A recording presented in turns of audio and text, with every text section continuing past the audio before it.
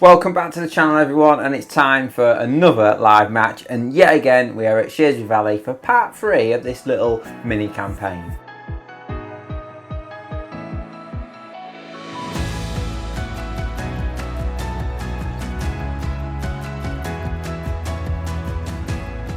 So the draw this week put me on peg 21, which is one out of the corner, another end peg, 3 in a row. It's getting embarrassing now.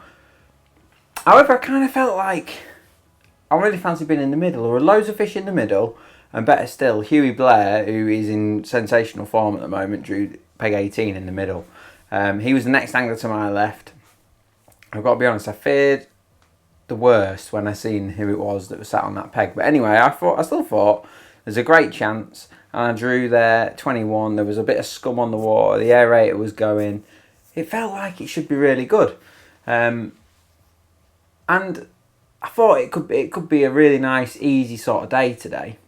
So this week, my plan was very similar to the week before. Pace short, that slop shallow, maybe a bit of mugging. It was very hot and still, and there's a bit of like white, fluffy scum sort of stuff on the surface.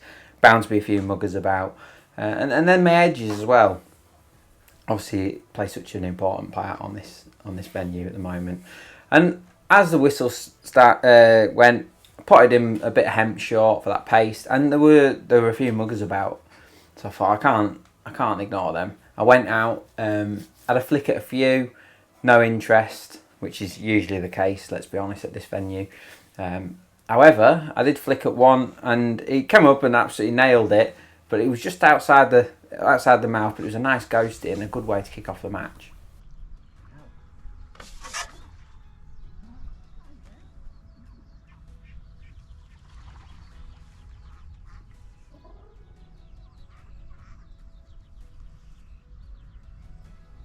Thing is, near the aerator.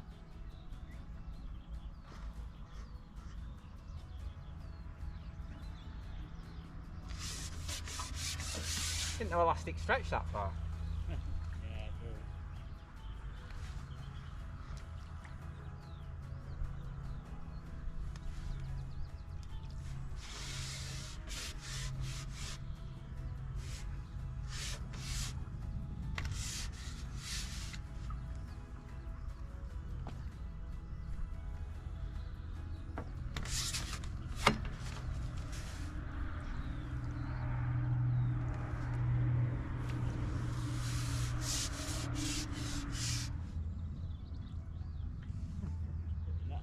Let me eat it all.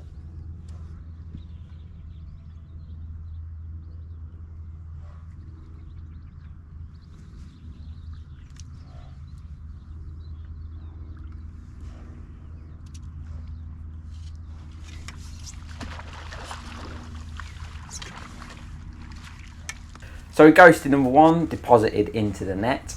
The muggers just vanished. There was not a single one. But it was fine. It was a nice little quick bonus, and I also managed to then drop on that paste.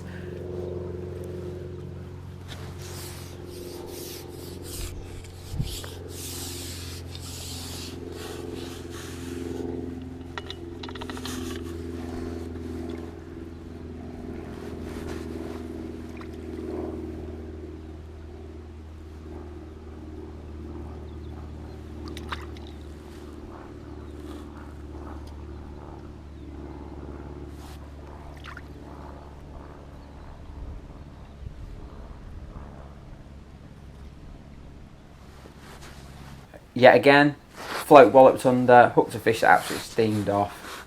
Another foul up fish.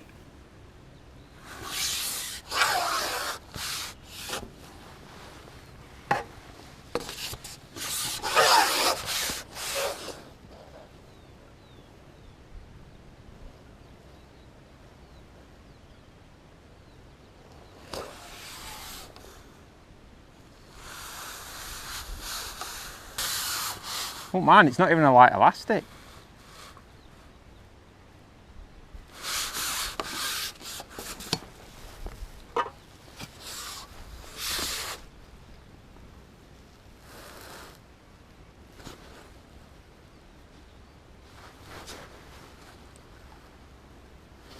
Wish I hadn't even hooked this one.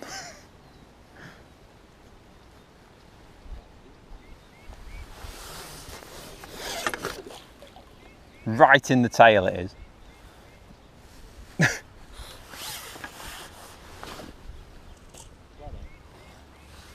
I've just seen a glimpse. Couldn't be any more foul looks if I tried. Complete wrong end.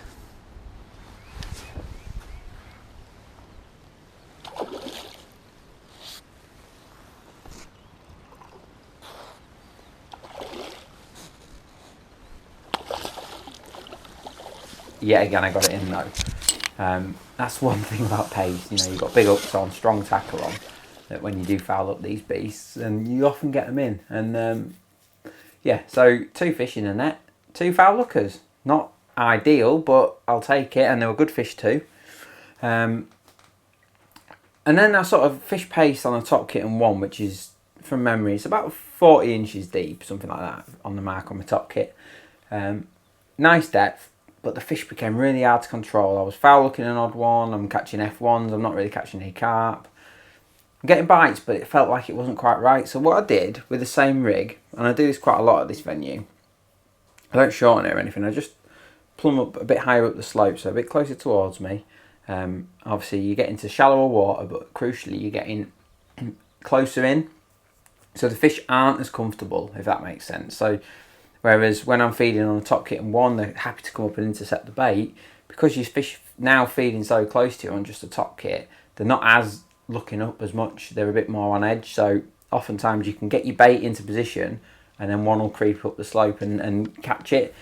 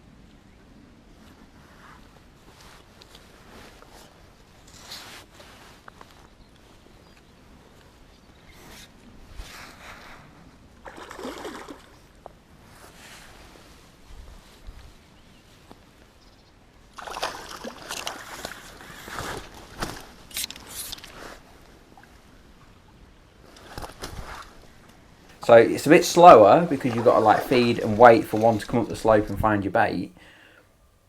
But only 1 or 2 come into your peg at a time rather than like several. So it just leads to less foul lookers, and it's a bit more of a patience game. And it seems a bit odd that you're fishing just past your keep nets, but on these like venues like this, where you've got that continual slope, it can be a really good way to fish. Caught a few doing that. And then I was just sort of pottering around on that, feeding with slot, and obviously looking out for a few muggers as well.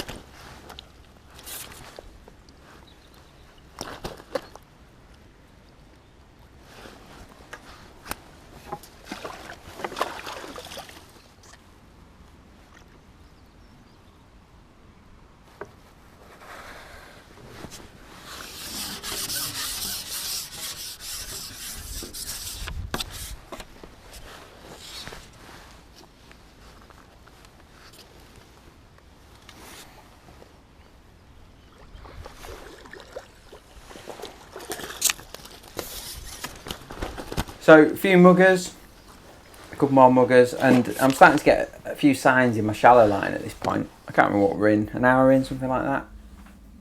But crucially, what was happening, it was actually carp that were in amongst my slop. Whereas before last week, you're getting rolls where F1s are rolling through it. Felt like it was carp, just like meandering through. So they're obviously coming to the slop. And I went out shallow, caught a couple of F1s, but it was slow on the F1 front. And that is always the case when them carp are hanging around. So what I decided to do was put my mugging rig on and just flick it around my slop, like flicking it about here and there. And I was catching an odd carp, and it was actually quite good. I wasn't like bagging or anything, but it was nice. It was a good stamp fish, and by flicking it around or slapping it in my slop, or even like trying to catch F1s on it, like flicking it into my slop, because it had such a long line on. I used a 4x14 big head with like 4 foot of line. I could catch an odd F1 on it. It wasn't, don't get me wrong, it's not the perfect rig for catching F1 shallow, but I could just sit and wait in my slop with that long rig on. Catch an odd F1, 1 or 2 F1s, and then when some carp came in, I had the right rig on to then flick at them. It was much better than using like a proper F1 shallow rig. I'd probably catch more F1s doing that, but not as many carp. So I was trying to play this balancing act early in the session when the F1s weren't really having it, and I felt that was the best way. It allowed me to just search around my fed area where the carp were sort of hanging off on the perimeters of it, and I could, even if there was a mugging opportunity, I could flick at it. If there was an odd one past my bait, I could flick at them. Oftentimes they come really close in as well at shits, but like they'll come underneath your pole, and that was happening quite a bit. So that was happening, and I could quickly ship in and flick at that. So it was a really versatile little rig that was. It wasn't, like I said, it wasn't anything fancy. It was a 4x14 with all the shot underneath the float, and then I use a 12-inch hook length for mugging. So I have my float on top of the hook length, and then a 12-inch hook length. 017, and then something Phil Canning told me about was using a big light hook. So I use a 14 kkm for it, and it seems to work really well. It's a big hook, but it's quite a light hook compared to a lot of hooks on the market, and you still get a nice fall. You've got to use fishery pellets there, but even with a 6mm fishery pellet, you still get a nice fall with it.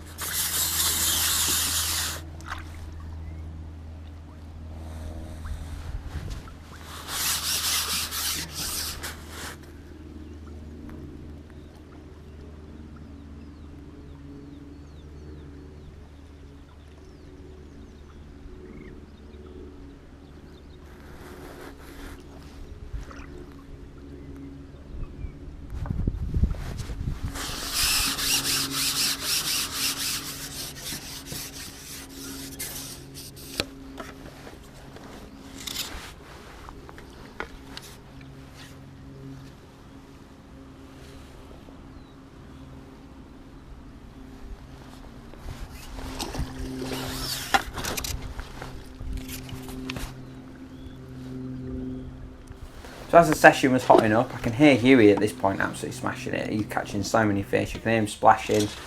But other than that, I couldn't really see anyone catching, and I'm catching at this point. My F1s have started to kick into gear now, but as always, you know, they come in little runs. You get 6 or 7 F1s, and then it goes quiet when some carp move in. You've got to then try and catch a carp. But I was getting into a nice little routine, and sort of halfway through the match, I forget what time it was. It was like 12:30. I had to go to the van to go get something.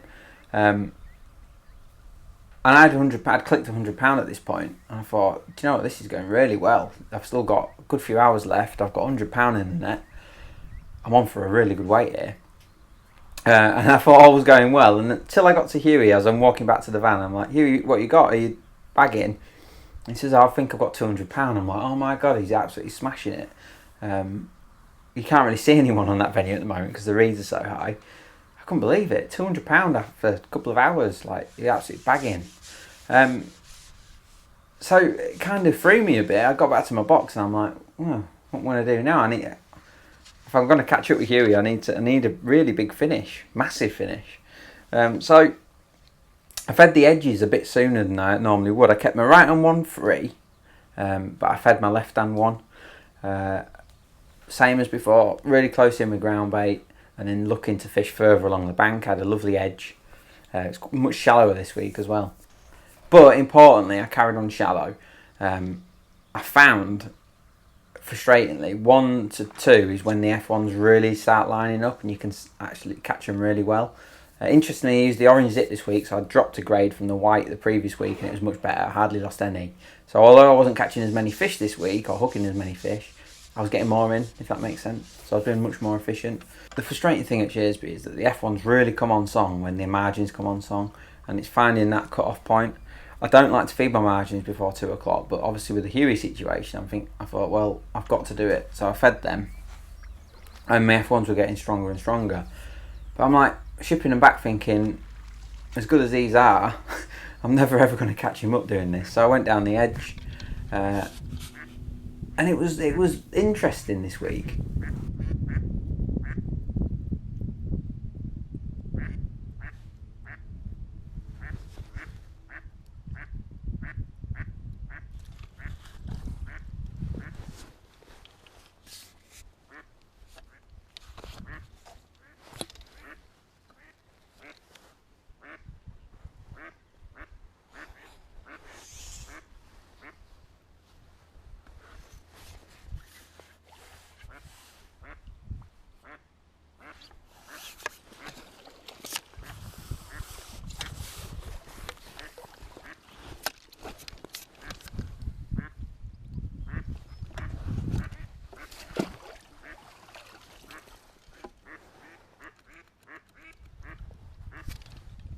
So the edge was interesting. There was a lot less fish coming into my edge than the week before on peg 30. A lot less. But it was quite alright because I could feed my hemp, and then I found a little hole in the reeds. I'm talking like the size of a little saucer, like a little, a little plate. A little hole, little flat spot, and it was 15 inches deep in this little spot. And it was perfect because I could just pop a big... Everyone's laughing about my paste pot, but I noticed Luke Bamford's using the same pot. It is amazing. It's a special edition Kinder Egg. So remember the old Kinder Eggs that we all used to use? It's like a jumbo version. It takes about 250 mil. It certainly takes 200 mil of hemp, the big one does. So it's almost like I've got a big pot permanently on my pole. And when you combine that with my hook bait that's chuffing massive, I'm putting a lot of bait in each go. And it's really good. So what I found is that I can feed my ground bait short, and then past it I'm putting basically a big pot of hemp in every single go, and it was working. What was happening, I had one little reed stem in the peg, and it was cool because I could just sit there waiting, and then you just see the reed knock, and then woof, got one. And it was good. But just as the week before, as I'm just starting to get excited thinking, well, I'm going to try catch Huey up, it went funny again. It went really funny, and I'm not sure why.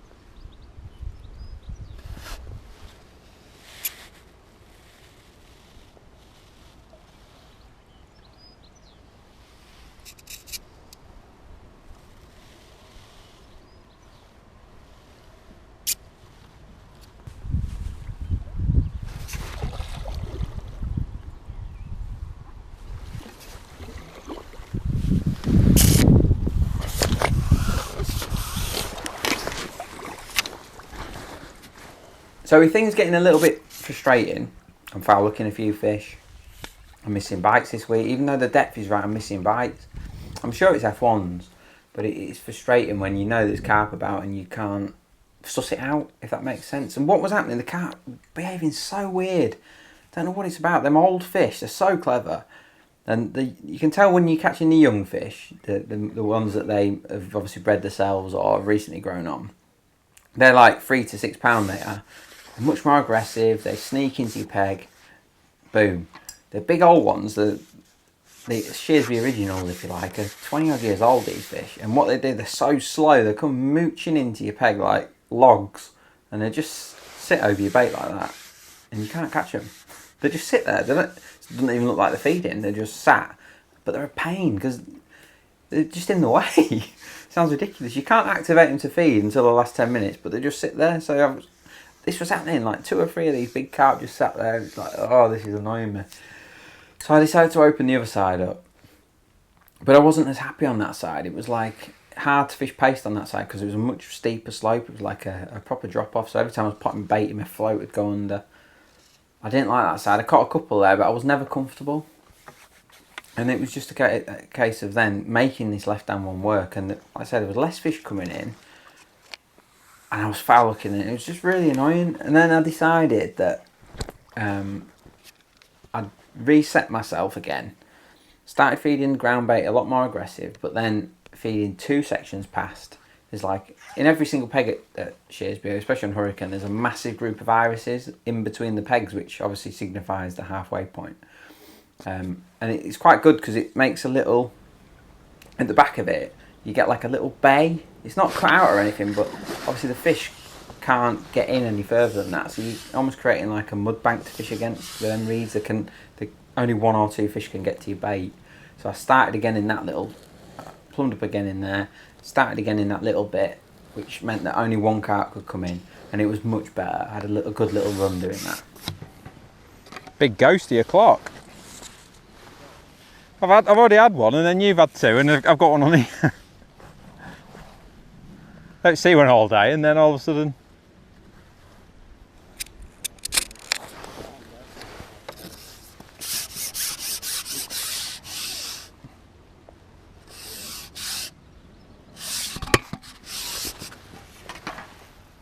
Yeah.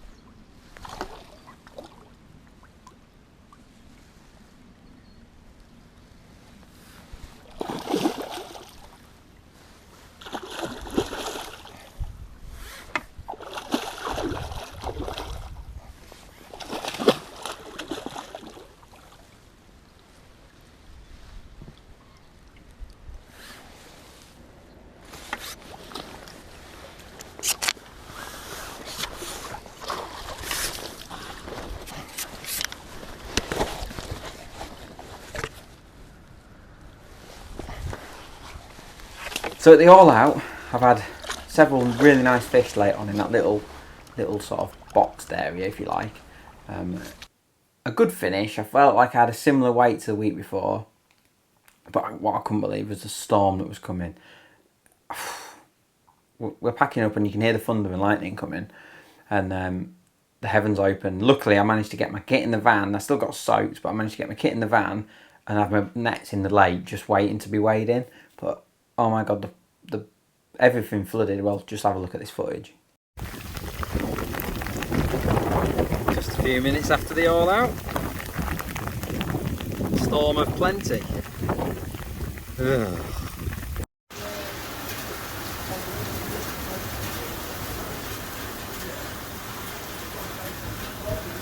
That's all flooded over there, look.